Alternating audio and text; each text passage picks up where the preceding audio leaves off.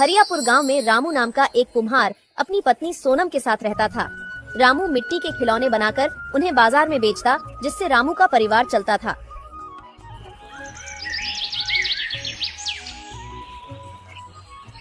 भाग्यवान, ओ भाग्यवान, भाग्यवान सुनती हो? मुझे भूख लग रही है, अभी तक खाना तैयार नहीं हुआ क्या? क्या हुआ? क्यों भाग्यवान कहकर चिल्ला रहे हो? अरे भाग्यवान, खाना तैयार हुआ क्या? मुझे बहुत जोरों की भूख लग रही है। दाल बननी बाकी है, अभी आधा घंटा और लगेगा। भाग्यवान, तुम करती क्या हो? मुझे बाजार भी जाना है ये खिलौने बेचने, जरा जल्दी करो।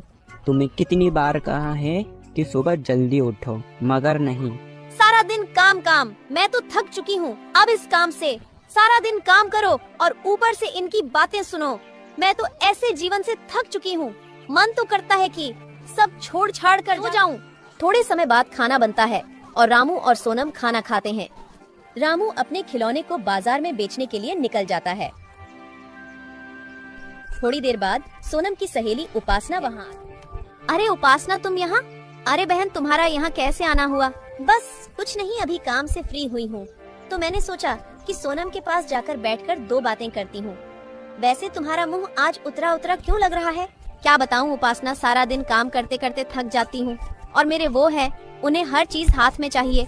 वो जरा सा भी घर का काम नहीं करते। बस इतनी सी बात है। सोनम बहन, मेरे पास तुम्हारे लिए एक उपाय है। उपाय है? अगर ये उपाय तुम करोगी तो तुम काम से बच पाओगी। मेरे लिए उपाय तुम्हारे पास? मैं कुछ समझी नहीं। ऐसा क्या उपाय है जिससे काम नहीं करना पड़ेगा? जल्दी बताओ। यह उपाय सुनने के लिए तो मेरे कान तरस रहे हैं। बहन, तुम बीमार होने का नाटक कर सकती हो ना? तुम अपने पति से कह दो कि मेरी तबीयत खराब हो रही है, मुझसे खाना नहीं बन रहा, फिर देखना तुम। ये उपाय तो तुमने बहुत बढ़िया दिया है, पर इससे कोई परेशानी तो नहीं होगी? कैसी परेशानी? ये मैं भी करती हूँ। जब मेरा काम करने का मन नहीं होता तो मैं भी अपने पति से बीमार होने का नाटक करती हूँ। ठीक है, आज से मैं भी ऐसा ही करूँगी। ठीक है बहन, अब मैं चलती हूँ। कुछ समय बाद रामू अपने सारे खिलौने बेचकर अपने घर लौट रहा था। अरे भाग्यवान, तुम्हें रात की नींद कम पड़ती है क्या, जो दोपहर में भी सो रही हो? चलो उठो, मेरे लिए अब चाय बनाकर लाओ। मेरे पैरों में बहुत दर्द है, रसोई तक जाने की शक्ति भी नहीं है, तो फिर मैं चाय कैसे बनाऊंगी? अच्छा ठीक है, तुम आराम करो, मैं जाकर चाय बना लेता हूँ, तुम्हारे लिए भी बनाऊंगा। उपासना का उपाय मेरे काम आ रहा है, अब आएगा मजा। अरे भाग्यवान, ओ भाग्यवान, भाग्यवान, अब तो उठो, अब तो सुबह भी हो गई है, अब तो तुम्हारे पैर का दर्द ठीक हो गया होगा। नहीं, मेरे पैरों का दर्द तो अब ठीक हो गया, मगर पता नहीं, अभी सुबह से ही मेरा सर बहुत दुख रहा है, बहुत जोरों का दुख रहा है। उठती हूँ तो चक्कर आ रहे हैं। ठीक है भाग्यवान, तुम आराम करो, मैं जाकर रसोई में खाने की तैयारी करता हूँ, फिर उसके बाद ही मैं अपने खिलौने बनाने का काम करूँगा। अरे आज तो खिलौने बनाने के लिए मेरे पास जरा सी भी मिट्टी नहीं है, मुझे खेत से मिट्टी लानी होगी।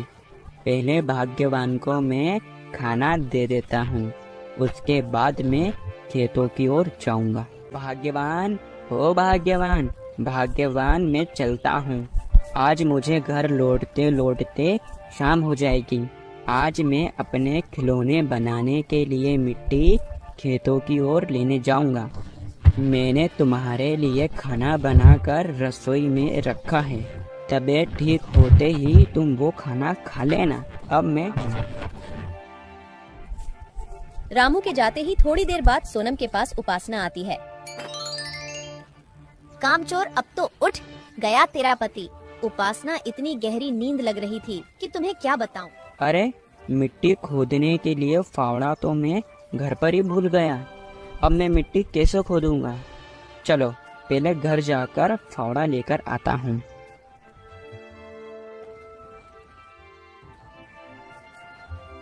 इतनी ही देर में रामू घर पहुंचता है। क्यों सोनम, तुम्हें मेरा उपाय कैसा लगा? मेरा उपाय काम कर रहा है या नहीं? हाँ उपासना बहन, तुम्हारा उपाय मेरे बहुत काम आ रहा है। मैं कल से ही मेरे पति को पागल बना रही हूँ। तुमने जो बताया था बीमार होने का नाटक करना। वाकई में यह उपाय बहुत काम का है। ओ